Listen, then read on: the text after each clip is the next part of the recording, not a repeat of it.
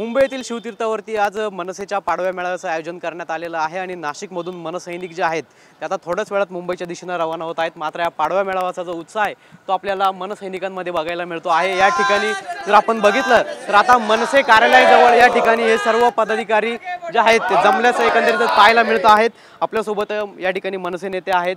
अण्णा, आज पाडवा मेळावा जो आहे तो मुंबईत होतोय, या ठिकाणी आपलं भाषण असणार आहे। मी शेतकऱ्यांच्या विषयावर आज भाषण माझं होणार आहे।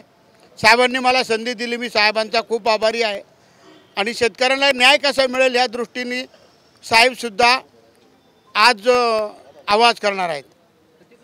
हो, कशा पद्धतीनं नाशिकमधील मनसैनिकांची तयारी आहे? आज गुढीपाडवा आणि सर्व मनसैनिकांचा हा आनंदाचा दिवस।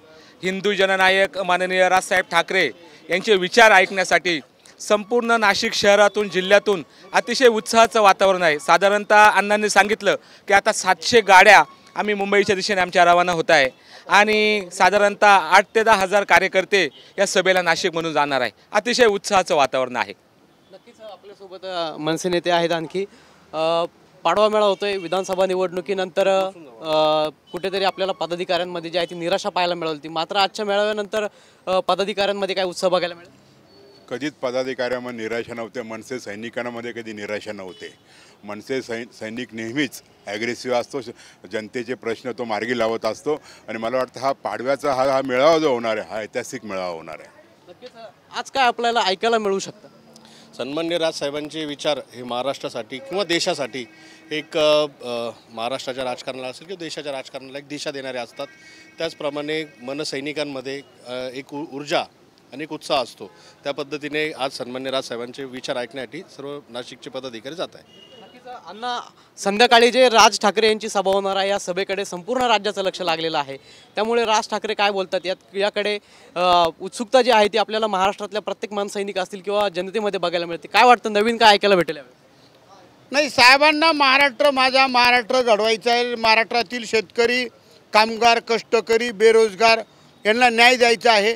या महाराष्ट्रामध्ये एकदम मनसेची सत्ता यावी यासाठी साहेब अहोरात्र प्रयत्न करत आहेत आणि एक दिवस जनता न्याय देणार आणि राजसाहेबांच्या हातात सत्ता देणार, त्याच दृष्टिकोनातून साहेब आज भाषण करणार। नक्कीच आपण या ठिकाणी बघितलं, आपल्याला मनसैनिकांमध्ये आजच्या पाडव्या मेळाव्याचा उत्साह जो आहे तो बघायला मिळत आहे आणि अनेक प्रकारे आत्मविश्वास जो आहे तो या ठिकाणी पदाधिकाऱ्यांकडून देखील व्यक्त करण्यात आला आहे। कॅमेरा पर्सन अक्षयसह पवन येवले, TV9 मराठी, नाशिक।